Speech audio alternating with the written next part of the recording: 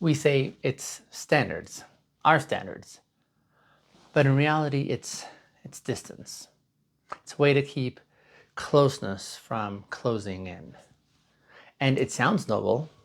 You're saying, I just want someone who meets my standards.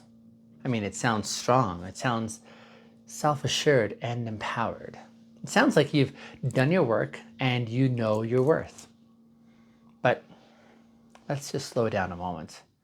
Let's turn down the volume and really listen to what's underneath those words, shall we? It's not just what you say out loud, but it's really what you're whispering to yourself when no one's watching. See, the truth may be harder to consider. You're not just holding out for someone who fits your values. In essence, you're really building criteria that no one ever seems to meet. And then quietly you're feeling relieved when they don't. See, that's not discernment. That's a defense mechanism that's really dressed up like self-respect. And we've learned to curate ourselves so carefully that we forget how to vulnerably let real connections in, and how messy it gets when someone stays past the highlight reel that we post, when they see the soft spots and the indecision and the scars that we still have yet to name. And so instead we point outward. They didn't text right away. They overshared too soon, or they weren't ambitious enough. They just didn't vibe. These are all real things, for sure. But are they true enough to explain the quiet panic that you felt when someone actually started to care? See, sometimes we claim that it's clarity, but what we're really doing is we're just leaving first. Not physically as much as emotionally. See, I know the script well. I've used the script. I used to say that I was protecting my peace, right? When I was really just protecting my fear. Fear of being fully seen. Fear of not knowing what to say when love became real. Fear of letting someone get close enough to spot the parts of me that I was still unsure about. So I'd keep my standards and I'd sleep better thinking that I was wise. But deep down, I wasn't choosing discernment. I was just avoiding exposure. See, this is where I pause and remind you about what I'm doing here at Uber Vintagers and what this is all about. See, I'm not here to tear people down or pretend that growth is clean. I'm here instead to build something different. At Uber Vintagers, it's really about living with integrity, which for me is being the same person on the inside as you are on the outside. So integrity and intimacy, where we allow others to see truly the unpolished version of ourselves, and when we stay soft even when it feels risky. See, so much of what we call standards are just performance armor. They let us stay in control, but they also keep us out of reach. And that's the tension that I'm confronting in today's episode. So if you're honest, some of your no's haven't come from clarity as much as they've come from panic, where you felt something real starting to form and your reflex was to end it before they could see the real you, to find something that was off, to circle back to your checklist and say, they didn't just check enough of my boxes, right? And it's easier to say that they just didn't meet your standards than it is to admit that they were actually starting to touch something wrong. And the scariest part of all this is sometimes we didn't even let them try. We kept our wall so clean and so high and so rehearsed that they never even got a chance to climb it. See, we didn't reject them. We just disappeared in plain sight. But here's the reframe that we're going to hold on to in this episode, okay? See, sometimes the person that we're hardest on is actually the one who actually got close enough to matter. And rather than let them matter, we chose to punish them instead. We critiqued them, we pulled away, we ghosted them, and not because they were unworthy, but more so because they were too close to where we still feel our unworthiness. It's not about lowering our standards as much as it is about asking where these standards are really coming from in the first place. Are these standards really shaped by our values? Or are they sculpted by fear? Are these standards making room for connection? Or are they really protecting our loneliness? These are hard questions, but they're the kind that could potentially change things. And I want us to lean into these questions, because the more that we get honest with them, the more free we can become. See, there's a strange relief in disqualifying people, right? Doing so gives us the upper hand, and we get to leave them on our terms. We stay in the role of the one who's too discerning, or the one who's too deep or too evolved to settle. But sometimes that discernment is just fear that's doing a really good impression of confidence. And it may look like strength, but oftentimes it's just panic in a power suit. Because if we really let someone close, they'll see the things that we're not proud of. They'll see the mess that we haven't yet cleaned up. And they'll see the doubt that we still carry about in our own sense of worth. And our question is, what if they confirm that though? What if instead of rejecting the mask, what if they actually reject the real thing, the real us? And so we stay in the place where no one can get close enough to find out. And we call this our standards. But what we're really protecting is not our value. It's more so our sense of control. There's a moment sometimes that's quiet, and other times it's explosive. This moment where we feel the connection forming, and then we think, wow, this could go somewhere. And in the very same breath, we're like, I need to end this before I can't control how it ends or goes forward. And so we start to sabotage, and we start looking for flaws, and we magnify these flaws, and we imagine the worst case scenarios and then treat it like it's already happening in real time. And they laugh in a way that we don't like, perhaps. And so we think, oh, they must be shallow, right?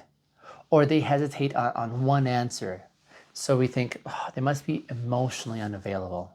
Or they misread a signal, and we think that they don't really get us at all. And we don't give grace, and we just jump right to the verdict. And we retreat, quietly congratulating ourselves for being wise enough to walk away. But here's the honest part. You can't keep building a life of connection by pushing everyone away before they touch you. And you can't find a relationship that heals your fear if you use that fear to disqualify everyone who gets close. See, we say we want depth, and we say we want someone who's emotionally mature.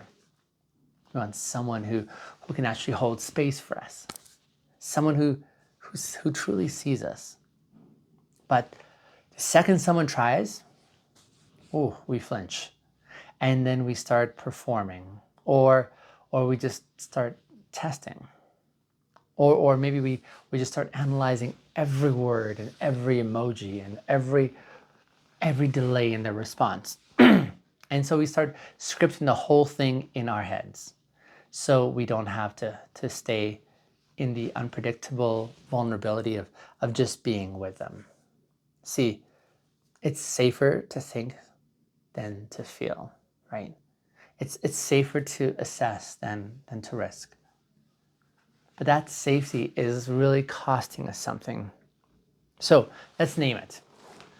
it's really costing us the relationship that might actually help us to grow personally. The ones that won't always be polished, right? They're the ones that won't always look like your Instagram feed, for example. It's the ones that challenge your assumptions or your pace or your perfectionism. And it's costing us the kind of love that isn't earned. Instead, it's just received. The kind of intimacy that only shows up when the performance finally stops. And that's the hardest part for many of us. We've learned to earn our sense of belonging. And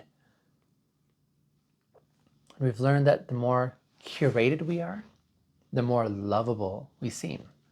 So when someone sees the mess before like the masterpiece, oh, that's when we panic. And we call it standards. But it's really grief.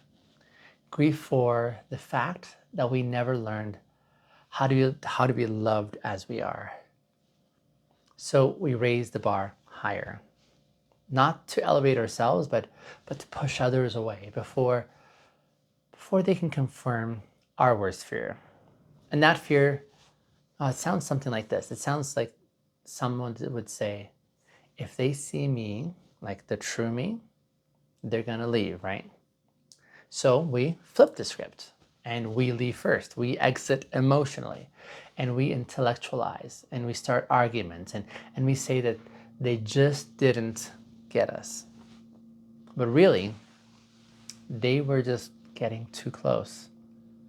Close enough to make us feel unsteady. Close enough really to make us feel unseen. And that kind of exposure,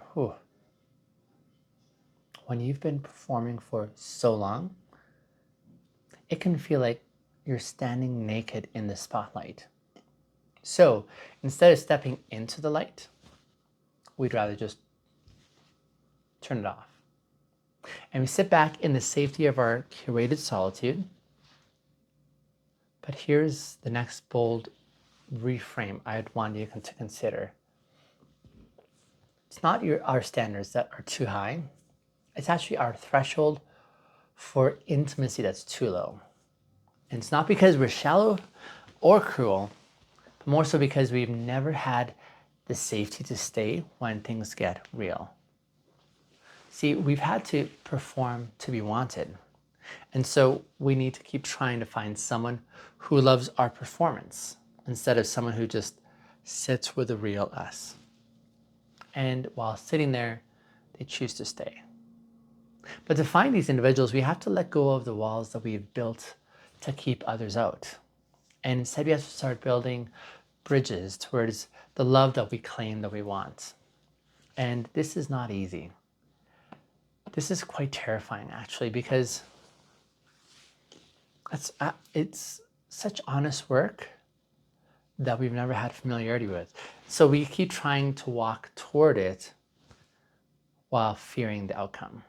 So let me slow this down just a bit so that we can sit with something a bit more vulnerable on this. There's a difference between having standards and fearing vulnerability. But the line between these two can get quite blurry, especially if your history has taught you that love always comes with conditions. See, you may have had to grow up fast. You may have been praised for being wise and discerning and emotionally intelligent. And you might even have felt proud of how selective you've become. However, some of that wisdom that you were praised for was really built on trauma. And some of that discernment is really just a defense. And some of this emotional intelligence is actually emotional surveillance, where you're watching for signs of danger where there really might be none. See, you weren't taught to rest in being wanted. What you were taught is to earn it and to prove it and to never slip up. So now when someone comes along who might love you for the real you, you don't trust it and you don't know how to even let that in. And rather than name that fear, you were branded as high standards. But here's the thing. True standards are about your values. Fear-based standards are more about your wounds. Now here's what a value says. A value says, I need someone who communicates openly and takes accountability and is emotionally grounded. That's a value. But a wound would say, if they ever hesitate, then I'll assume that they'll leave and I'll pull back first. So they don't leave me, I'm leaving them. A value would say, it really matters that our visions of life or for life are aligned.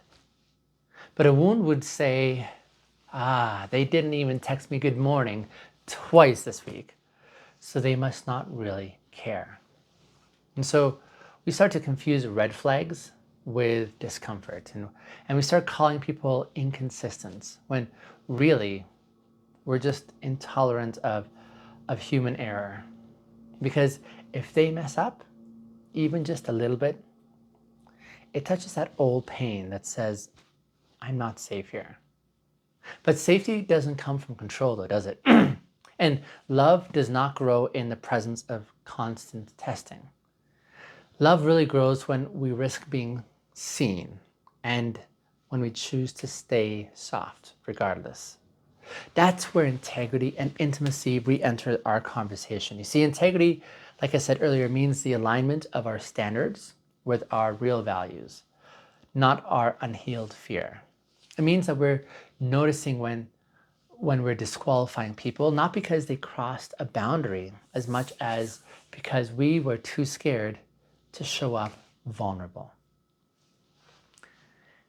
And intimacy means letting someone in before the script is ever perfect. Letting them see the backstage mess, not just the polished performance up front. It means that we're willing to say, hey, I noticed that I'm withdrawing a bit. And it's not because you've done something wrong, but more so because this is starting to feel really, really real for me. And that brings stuff up. See, that level of self-awareness and naming where the connection breathes is where we want to progress towards. But that only happens when we stop performing and start practicing honesty. So let's say the quiet part out loud, shall we? Sometimes our standards are shaped by loneliness and not by strength. And so we build taller walls of these standards and every time that someone disappoints us. And we polish them until we feel like we're unseen. And we fortify these walls with every moment that we felt too much or not enough or even quietly forgotten. And we convince ourselves that being harder to access really makes us more valuable. But the thing is, connection does not work like that. You see, you're not a product on a shelf. You're not a rare wine that only the most patient collector deserves to sample. You are a fellow human being, a person, a living, feeling, complex, beautifully unfinished person.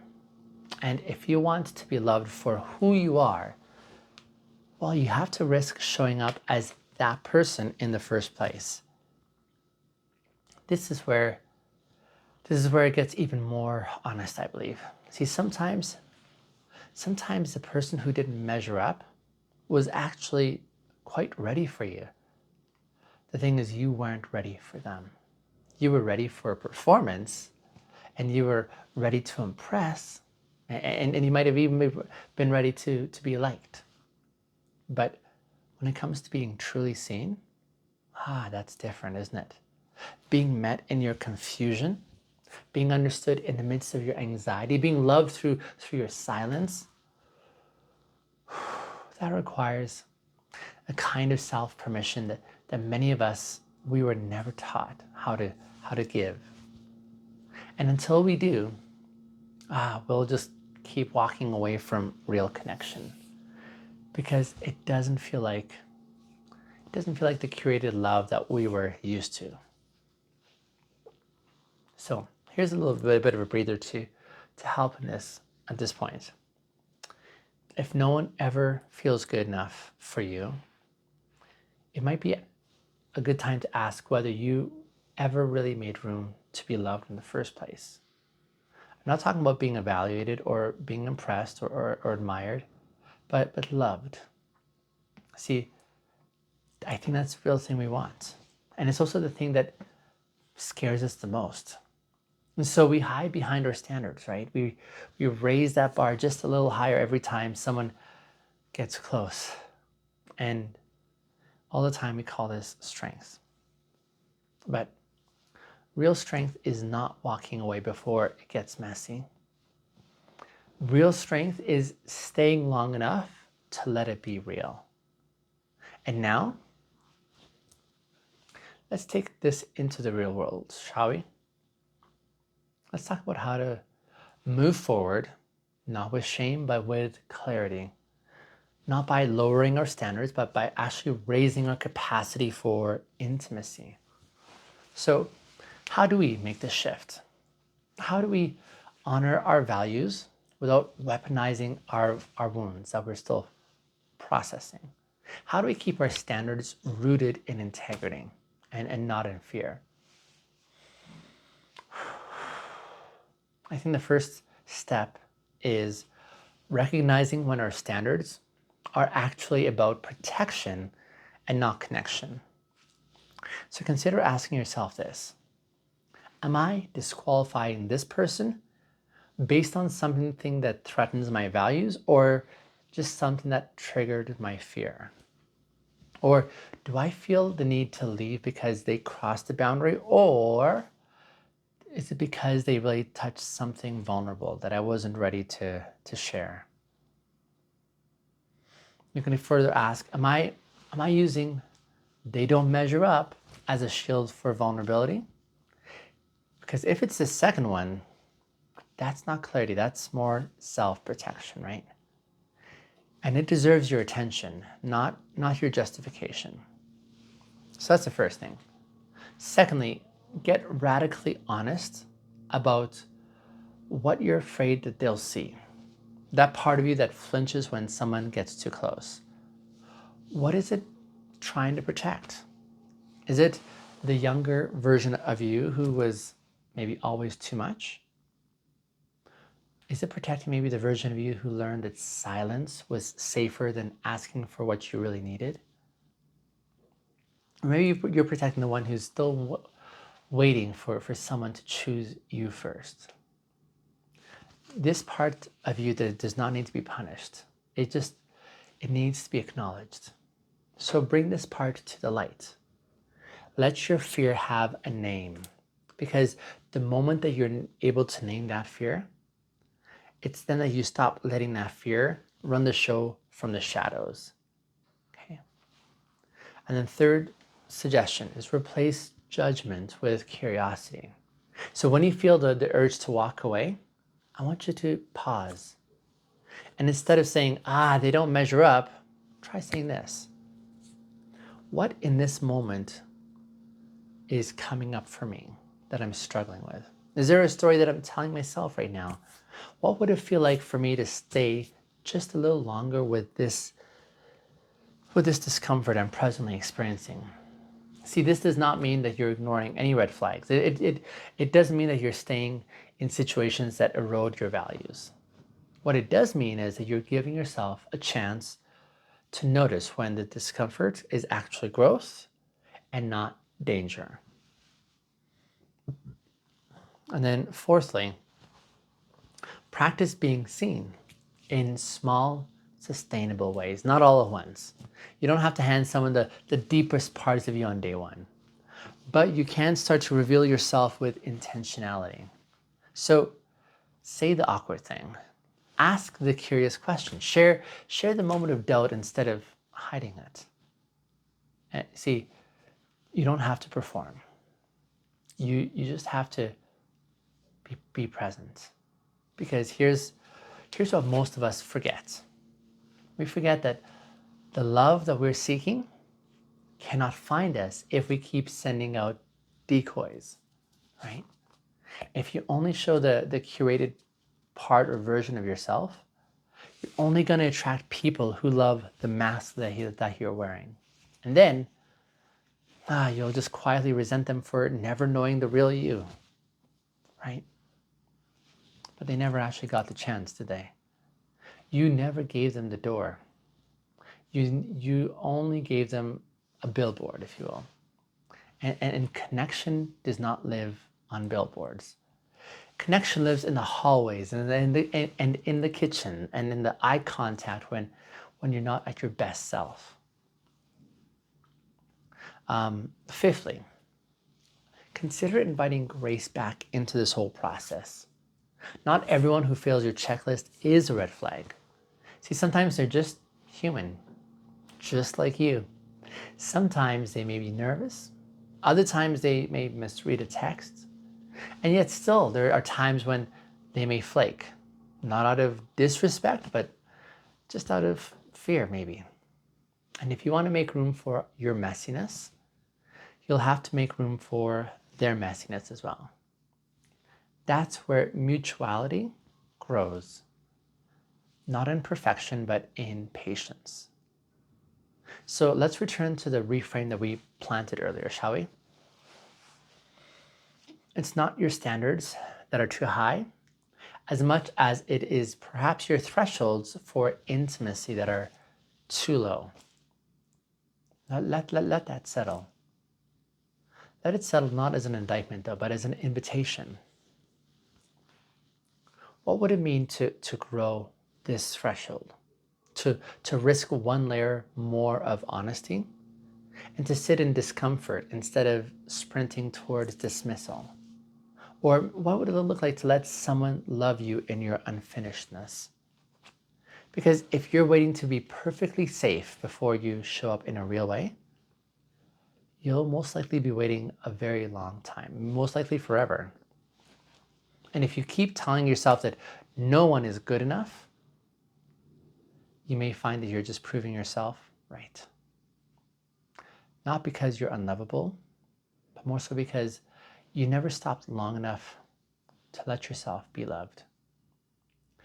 This is what we're trying to do here at Uber Vintagers, where I don't only want to teach ideas, but I want to build lives that are grounded in integrity and intimacy. Again, integrity is living as a whole person, not as a curated performance. And intimacy for me is letting others in, letting others into who you truly are. It's not neat, and it's not always clear, but it's the most meaningful way to live.